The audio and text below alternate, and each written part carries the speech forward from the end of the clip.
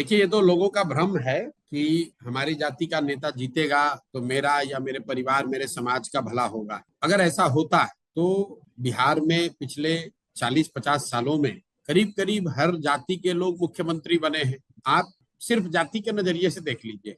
सबसे लंबे समय से अभी नीतीश कुमार जी मुख्यमंत्री हैं, 18 साल हो गए। तो क्या आप कह सकते हैं कि जो उनके जाति के लोग हैं, जो कुर्मी समाज के लोग हैं, जो धानुक समाज के लोग हैं, या जिन अति पिछड़ों के बल पर नीतीश कुमार जी इतने लंबे समय तक महादलित के वोट पर जिनके बल पे वो मुख्यमंत्री हैं, क्या उन समाज के लोगों का, उनके बच्चों का भला हो गया? अगर आप आंकड़ों को उठाकर देखेंगे तो सबसे ज्यादा गरीबी से पलायन करने वाले लोग तो वही लोग हैं जो उनको वोट कर रहे हैं, चाहे वो महादलित समाज के हों, अति पिछड़े समाज के हों, कुर्मी धानुक समाज के हों। मांझी जी 1 साल तक मुख्यमंत्री थे, तो क्या बिहार में मुसहरों की समस्या सुधर गई? क्या मुसहर समाज का 10 बच्चा भी अच्छी पढ़ाई मिली, ऐसा दावा कर सकता है? लालू जी, उनका परिवार करीब करीब 15 साल तक सत्ता में रहा है बिहार में। यादवों से भी ज्यादा वोट उनको मुसलमान देते हैं। और बिहार में दलितों के बाद सबसे ज्यादा गरीब, पिछड़े, फटेहाल बदेहाल मुसलमान है। और आप यादवों की बात उठा लीजिए, कई लोगों को लगता है कि बिहार में यादवों का राज है। मैं आपको आंकड़ों से बता रहा हूं, पिछले 32 साल में सबसे ज्यादा राजनीतिक हत्या अगर किसी एक जाति विशेष की हुई है, उसमें यादवों का नाम आएगा। आप हमारे साथ चलिए, बिहार के यादव समाज के गांव में चलिए और देखिए कि उन गांवों की क्या स्थिति है। लालू जी ने समाज के कई वर्गों को, जिनको पिछड़ा वर्ग कहते हैं लोग, मैं अगला पिछड़ा तो नहीं समझता हूं, लेकिन जिनको समाज पिछड़ा वर्ग कहता है, 90 के दशक में उन समाज के लोगों को लालू जी ने आवाज दी। और इस बात के लिए लालू जी का सम्मान होना चाहिए। लेकिन लालू जी ने जिस समाज के बच्चों को आवाज दी, जिस समाज को आवाज दिया, उनके बच्चों को पढ़ाई की व्यवस्था नहीं कराई। लालू जी ने अति पिछड़ा पिछड़ा यादव समाज, पिछड़े समाज, दलित समाज के लिए कभी जमीन की व्यवस्था नहीं की। उनके बच्चों के लिए रोजी रोजगार, फैक्ट्री, पूंजी की व्यवस्था नहीं की। तो जब तक आप और हम ये नहीं समझेंगे, तब तक आप इसी माया जाल में फंसे रहिएगा कि नेता हमारी जाति का जीत जाएगा तो हमारा भला होगा। और ये बात सिर्फ लालू जी के लिए, कोई कुशवाहा जी के लिए, मोदी जी के लिए, नीतीश जी के लिए, मांझी जी के लिए नहीं है। मैं हमेशा कहता हूं कि ये जाति की जो राजनीति है, नेता नहीं करता है जाति की राजनीति। ये तो आपका भ्रम है। मैं रोज कैमरे पर कह रहा हूं कि लालू जी जाति की राजनीति कहाँ कर रहे हैं। अगर लालू जी जाति की राजनीति करते तो ये कहते कि बिहार में हर हालत में कोई यादव समाज का ही लड़का मुखिया बनेगा, सारे यादव समाज के लोग, आप लोग वोट हम लोग को, लालटेन को दीजिए। लालू जी ये कहाँ कह रहे हैं? लालू जी ये कह रहे हैं कि हर हाल में मेरा लड़का राज्य का मुखिया बनेगा, सारे यादव समाज लोग, आप लोग हमको वोट दीजिए। ये जाति की राजनीति कहाँ हुई?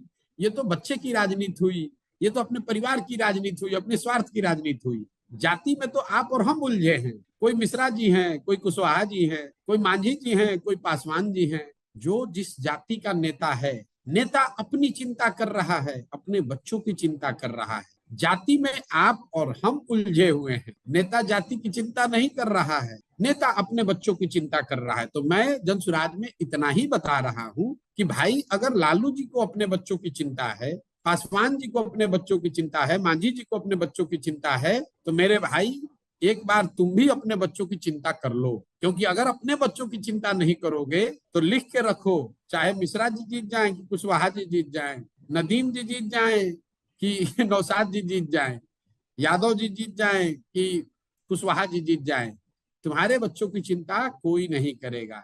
नेता का बच्चा इसी गरीब बिहार में हेलीकॉप्टर पर चल रहा है, और जनता का बच्चा जो है, उसके पैर में हवाई चप्पल भी नसीब नहीं है। नेता का लड़का 10वां नहीं पास किया है, वो बिहार का राजा है।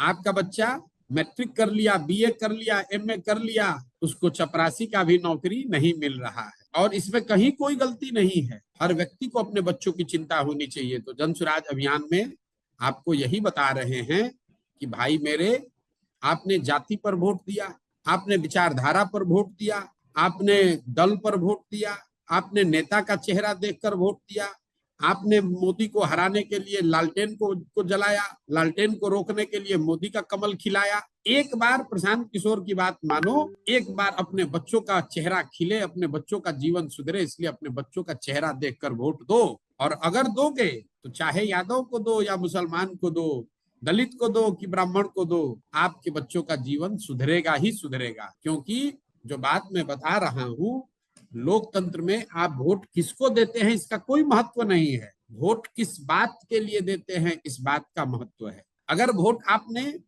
5 किलो अनाज के लिए दिया है तो भी बिहार में कितना भी भ्रष्टाचार है, 1 किलो चोरी करके 4 किलो अनाज मिल रहा है। जिस दिन बिहार के लोगों ने अपहरण रंगदारी के खिलाफ नीतीश को वोट दिया तो चाहे बिहार में जितना बदतर स्थिति हो, अपहरण का उद्योग रुक गया। जिस दिन बिहार के लोगों ने बिजली के लिए वोट दिया तो इसी नीतीश कुमार के बदहाल बिहार में और कुछ हो या ना हो, घर घर बिजली आ गई है।